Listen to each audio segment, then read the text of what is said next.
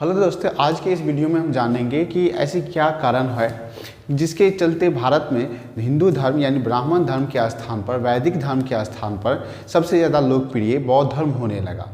और बौद्ध धर्म और जैन धर्म के लोकप्रिय होने का भारत में क्या कारण था, और इसके साथ साथ जानेंगे कि बौद्ध धर्म के बारे में विशेष जानेंगे, यानी महात्मा बुद्ध के जन्म क्या कहाँ हुआ, महात्मा बुद्ध के संपूर्ण जीवनी को जानेंगे, महात्मा बुद्ध से संबंधित पूरे सिद्धांत को जानेंगे, उनके द्वारा दिए गए बौद्ध धर्म में जितने भी सिद्धांत हैं सभी के बारे में हम आज जानकारी प्राप्त करेंगे। ठीक है, अगर आप भी इस चीज़ को जानना चाहते हैं कि भारत में इस बौद्ध धर्म और जैन धर्म के विख्यात होने का यानी लोकप्रिय होने का क्या कारण है, तो आप इसे संपूर्ण रूप से देखें। देखने के बाद आपको इस चीज़ के बारे में पूरी अवधारणा क्लियर हो जाएगी। ठीक है, तो हम सबसे पहले जानेंगे कि बौद्ध धर्म या जैन धर्म इसके उत्पत्ति का कारण क्या है। ठीक है, तो कहते हैं विद्रोह और बगावत या क्रांति। विद्रोह, कोई भी विद्रोह हो या बगावत हो या क्रांति हो, कोई अचानक सा नहीं हो पाता है। ठीक है, कोई ऐसी चीज़ नहीं होता है जिसका विस्फोट अचानक होता है। जिस प्रकार घाव फूटने से पहले बहुत दिन तक पकता रहता है, उसी प्रकार है ना वैचारिक क्रांति भी, अगर किसी भी वैचारिक क्रांति की बात करें तो वो अचानक शुरू नहीं हो जाता है। वैचारिक क्रांति की शुरुआत होती है असंतोष से। समाज में जब असंतोष बढ़ता है, धीरे धीरे ये असंतोष लोगों के अंदर एक क्रांति, वैचारिक क्रांति उत्पन्न करता है और फिर ये व्यवहारिक रूप में दिखाई देता है। तो उसी प्रकार ये है ना वेद के कारण समाज में ब्राह्मणों के स्थान बहुत प्रमुख था। ठीक है, हमारे जो समाज थे, हिंदू समाज थे, उसमें ब्राह्मणों को सबसे उच्च स्थान प्राप्त था। 4 वर्ग थे ना, क्या था? ब्राह्मण था, क्षत्रिय था, वैश्य और शूद्र। ये 4 जो प्रमुख है ना वर्ग थे, इन वर्गों में ब्राह्मणों को सबसे प्रमुख स्थान प्राप्त था। समाज के जो अन्य वर्ग थे, अन्य वर्ग मतलब वैश्य हो गए, क्षत्रिय हो गए, शूद्र हो गए, उसके अंदर भी, उन लोगों के अंदर भी तो चिंतक थे, बुद्धिजीवी थे। ये लोग ने क्या किया, इसका आलोचना करना शुरू किया, अपने वैदिक धर्म का ही आलोचना करना शुरू किया। देखिए, सबसे बड़ी खासियत है कि हमारे सनातन धर्म में यह परंपरा है, हमारे सनातन धर्म की तो यही खासियत है कि कोई भी इसका आलोचना कर सकता है। ठीक है, ये आलोचना आप खुलेआम आलोचना, कई धर्म ऐसे हैं जिसमें आप कुछ बोल नहीं सकते हैं, यानी उसमें कहा गया है कि ईश्वर के शब्द है, आप इसके खिलाफ आवाज़ नहीं उठा सकते हैं। लेकिन हमारे सनातन धर्म की ये परंपरा है कि इस धर्म में है ना आप इस धर्म की आलोचना कर सकते हैं, जहाँ गलत है उसको बता सकते हैं, उसमें फिर सुधार होगा। ये हमारी धर्म की खासियत है। तो उसी प्रकार ये जो अन्य वर्गों के क्षत्रिय, वैश्य और शूद्र के चिंतक वर्ग थे, बुद्धिजीवी वर्ग थे, इन लोगों ने वैदिक धर्म का आलोचना करना शुरू किया और इसके खिलाफ एक खुले विद्रोह का जन्म दिया, जिसका सुसंगठित रूप जैन धर्म और बौद्ध धर्म के रूप में आप ऊपर है ना प्रकट होते हुए देख सकते हैं। ठीक है, यानी बुद्धि और जो समाज को जो पढ़ेगा लिखेगा, जिसके अंदर चिंतन करने की शक्ति होगी, आलोचना की शक्ति होगी, वो आलोचना करेगा, और आलोचना करेगा तो उसमें परिवर्तन होना एकदम संभव है, निश्चित है कि परिवर्तन होगा ही होगा। उसी प्रकार चूंकि ब्राह्मण को उच्च स्थान प्राप्त था, तो वैश्य वर्ग के, क्षत्रिय वर्ग के, शूद्र वर्ग के चिंतकों ने, बुद्धिजीवियों ने, पढ़े लिखे व्यक्तियों ने क्या किया, इसका आलोचना करना शुरू किया। और आलोचना करने से क्या होता है कि नए विचार जन्म लेते हैं, और नए विचार के रूप में, नए धर्म के रूप में जैन धर्म और बौद्ध धर्म का उत्पत्ति हुआ। ठीक है, अब हम जानते हैं कि बौद्ध या जैन धर्म की उत्पत्ति का कारण क्या है। ये कई बार क्वेश्चन भी आपके सिलेबस में, ये इम्पोर्टेंट क्वेश्चन है, समझ गए ना, आप इसको बढ़िया से पढ़ते चले। ठीक, इस बौद्ध या जैन पूछेंगे कि धार्मिक जागरण आंदोलन का क्या कारण था। 6ठी शताब्दी ईसा पूर्व धार्मिक जागरण आंदोलन का क्या कारण था, या बौद्ध या जैन धर्म की उत्पत्ति का क्या कारण था, या बौद्ध धर्म की उत्पत्ति का क्या कारण था। तो आप सभी में यही जवाब लिखना है। बौद्ध या जैन धर्म की उत्पत्ति का पहला कारण क्या है? धार्मिक कारण। पहला कारण क्या है? धार्मिक कारण। क्या है? भारतीय समाज में प्रचलित धर्म जो है, हमारे भारतीय समाज में जो प्रचलित धर्म थे, वे वेद और उपनिषद पर आधारित था। क्या चीज पर? वेद और उपनिषद पर। लेकिन क्या है, वेद और उपनिषद जो है, वेद और उपनिषद मतलब वेद पढ़ने का अधिकार शूद्रों को नहीं दिया था। समझ गए। ये हमारे, चूंकि ये ब्राह्मण धर्म है, वेद और उपनिषद पर है, और वेद उपनिषद क्या कहता है कि शूद्रों को वेद पढ़ने का अधिकार नहीं है, और ना ही उसे यज्ञ करने का अधिकार है। और ताकि लोक और यज्ञ करने से क्या होता है, ऐसी मान्यता है कि यज्ञ करके आप लोक और परलोक की सुख भोग सकते हैं, उसकी स्वर्ग में रहने का अधिकार प्राप्त कर सकते हैं। लेकिन शूद्रों को, है ना, मतलब यज्ञ करने का अधिकार था ही नहीं। इसी के समाज के सभी चिंतक यज्ञ के खिलाफ होते जा रहे थे, है ना। क्यों? धर्म तो किसी भी व्यक्ति के जीवन का अंग है ना, और धर्म में सबको इच्छा रहता है कि हमें भी स्वर्ग की प्राप्ति हो, हमें भी, है ना, भगवान तक पहुंचने का अधिकार हो। लेकिन जब आप कह देते हैं, कोई भी धर्म कह देता है कि शूद्रों को, किसी एक वर्ग को भगवान तक पहुंचने का कोई भी, है ना, अधिकार प्राप्त नहीं है, भगवान यज्ञ, कोई भी वर्ग यज्ञ नहीं कर सकता है ना, स्वर्ग तक नहीं पहुंच सकता है, वैसे में उसके अंदर आक्रोश होना स्वाभाविक है। और जब आक्रोश होगा तो वो क्या करेगा, क्रांति करेगा, है ना। तो क्या था, तो उसी में से कुछ लोग जो है आम जनता को भी जागृत कर रहा था। खुद तो यज्ञ के खिलाफ होते जा रहे थे और आम जनता को भी क्या कर रहे थे, जागृत कर रहे थे। ऐसी स्थिति में जनता कोई ऐसा धर्म चाहता था, समझ गए ना, ऐसी स्थिति में जनता को ऐसा धर्म चाहता था जो क्या हो, आम जनता भी उसमें भागीदार हो, है ना, और जो सुगम हो, मतलब आसान हो, है ना, सुबोध हो, मैंने सबको जो है कि ऐसा बात है कि ये जो सनातन धर्म था, ब्राह्मण धर्म था, इसमें तो सभी बातें भगवान तक पहुंचने के भी जितने भी क्रियाक्रम है सब संस्कृत में होता था। और संस्कृत में लोगों तो जो पढ़े लिखे नहीं थे उसको संस्कृत की जानकारी नहीं होता था, तो वो उस चीज़ को मतलब समझिए कि उसको लगता था कि हम इसके बारे में कुछ जानते ही नहीं थे। इसीलिए वो एक ऐसा धर्म की चाह रखता था जो सुगम हो, सुगम मतलब आसान हो, सुबोध हो, जिसको वो अपनी भाषा में जान सके, समझ गए, और व्यवहारिक हो, जिसको जीवन में भी उतार सके, समझ गए।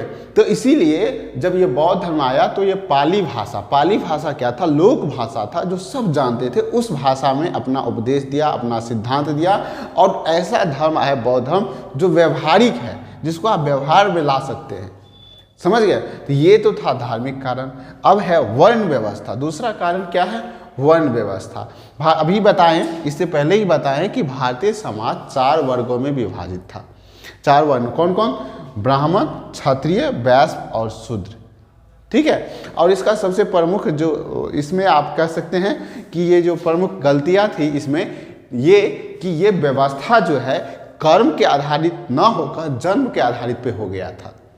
जब ये व्यवस्था बनाया गया था सनातन धर्म में, जब ये व्यवस्था वैदिक समाज में बनाया गया था, तब यह कर्म के आधारित पे था कि जो जैसा कर्म करेगा उस वर्ण का कहलाएगा। अगर आप कई शूद्र वर्ग के भी हैं और अच्छे काम करते हैं, है ना, तो आप समाज को जागृत, समाज को आगे बढ़ाने का काम करते हैं, तो आप भी ब्राह्मण धर्म के ब्राह्मण वर्ग के अंतर्गत आते हैं। लेकिन धीरे धीरे इसमें परिवर्तन होते गया और क्या हो गया कि ये जन्म आधारित हो गया कि आप चाहे कितने भी गुणवान हो, कितने भी आप समाज के प्रगतिशील वर्ग हो, लेकिन फिर भी आप क्या है, फिर भी आप शूद्र में जन्म लिए हैं तो शूद्र ही रहेंगे और आपको भगवान की प्राप्ति, आपको यज्ञ करने के अधिकार नहीं मिलेगा। इसी चीज़ को लेके सभी वर्गों में, है ना, आक्रोश व्याप्त था। सभी वर्गों के कार्य का भी अलग अलग बंटवारा हो गया था। ब्राह्मण, ठीक है, ब्राह्मण को सभी वर्गों में उच्च होने के कारण कुछ ज़्यादा ही विशेष अधिकार प्राप्त था, समझ। विशेष अधिकारों में जैसे क्या था, जैसे दान लेना, करों से छुटकारा, जो टैक्स होता है ना, वो समाज के सिर्फ 2 ही वर्ग पे करते थे, या तो शूद्र या वैश्य। लेकिन ये क्षत्रिय तो कर वसूलते थे, लेकिन ब्राह्मणों को कर नहीं देना पड़ता था। दंड से माफ़ी, अगर ब्राह्मण कितना भी बड़ा अपराध कर ले ना, कितना भी बड़ा गलत काम कर ले, फिर भी उसको दंड नहीं मिलता था ब्राह्मणों को। पुरोहितों का कार्य मतलब पूजा कराने का, पूजा जो है एकदम धर्म से संबंधित जितने भी भगवान हैं उनका पूजा करवाने का अधिकार सिर्फ और सिर्फ ब्राह्मण वर्ग को था, ठीक है। शिक्षा देने का कार्य ये भी किसको, सिर्फ ब्राह्मणों को प्राप्त था, ये समझ गए। तो ये हुआ। इसके बाद चलिए क्षत्रिय की बात करते हैं। क्षत्रियों को क्षत्रिय सब युद्ध करता था, शासन करता था, किसानों से कर वसूलता था। इसका काम था बस शासन करना, है ना, समाज का रक्षा करना और क्या करना, कर लेना, समाज के अन्य वर्गों से कर वसूल करना। वैश्य क्या करता था, वैश्य खेती करता था, पशुपालन करता था, व्यापार करता था और मुख्य रूप से जो सरकार को टैक्स देता था वो वैश्य ही दिया करते थे। ठीक, शूद्र और महिला की स्थिति बहुत बदतर थी। इन दोनों का जो है काज होता था शेष वर्गों का सेवा करना, अपने परिवार का सेवा करना। ना तो इसे शिक्षा लेने का अधिकार था, ना इसे धर्म करने का अधिकार था, ना ही ये पूजा पाठ कर सकता था, ना मंदिर में जा सकता था। इसका काम था बस क्या करना, बाकी के जो 3 वर्ग हैं यानी ब्राह्मण, क्षत्रिय और वैश्य, इनका सेवा करना। ठीक है, बस इसका इतना ही काम था। तो इसलिए शूद्रों की और महिलाओं की स्थिति काफ़ी ज़्यादा बदतर थी। इन दोनों का कार्य सिर्फ और सिर्फ अपने शेष 3 वर्णों की सेवा करना, परिवार का सेवा करना।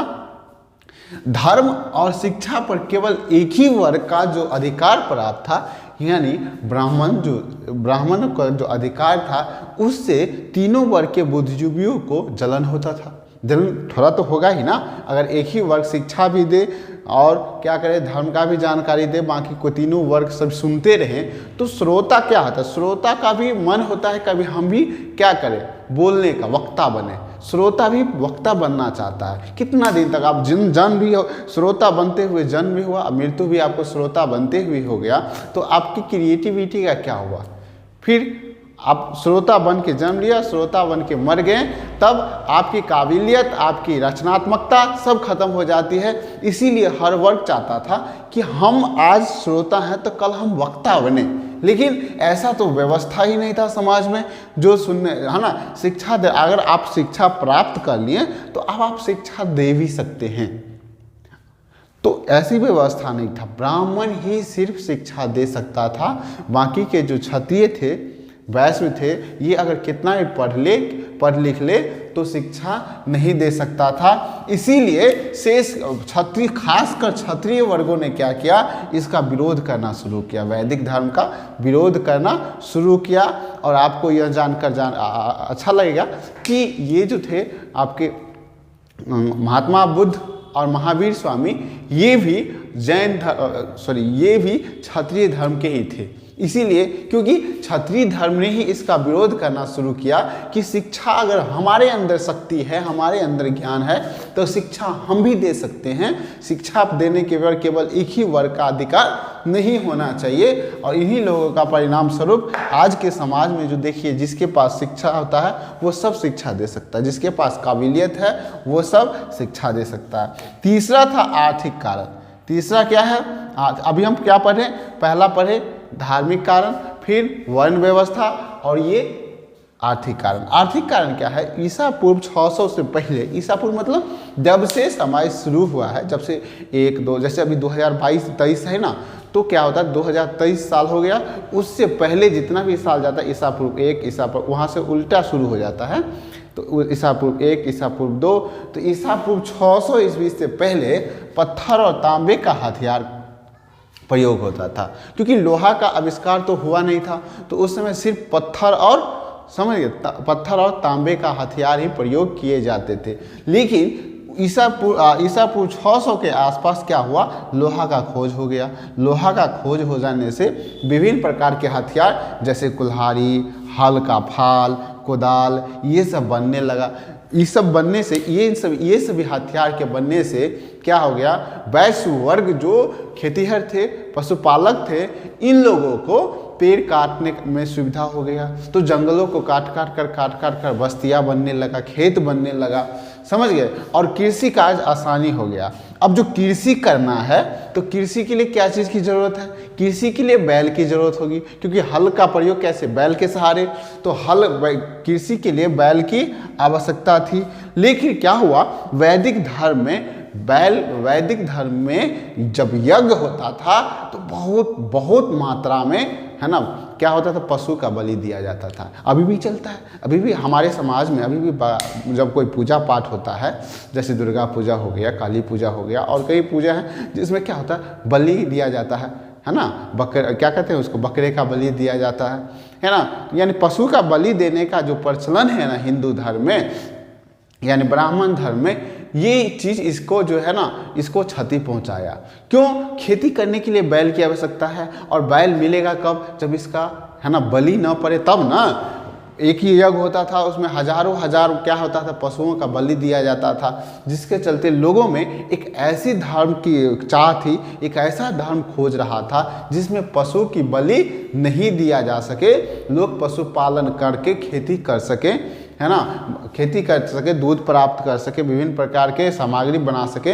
इसीलिए उसे एक ऐसी है ना धर्म की चाहत थी जिसमें पशु की बलि को रोका जा सके। और बौद्ध धर्म है ना और जैन धर्म में देखते हैं, आप देखेंगे कि बौद्ध और जैन धर्म में बलि नहीं दिया जाता, जीवों की रक्षा किया जाता है। समझ गए ना, यह खेती की प्रगति में बाधक सिद्ध हुआ, अतः लोग क्या करने लगा, एक ऐसा धर्म चाहता था जिसमें पशु की रक्षा करने की व्यवस्था हो। आप सभी लोग इसको लिखते चलें, इससे क्या होगा, आपके एग्जाम में भी तैयारी हो जाएगा और समझ भी जाएंगे। ठीक है, चलिए।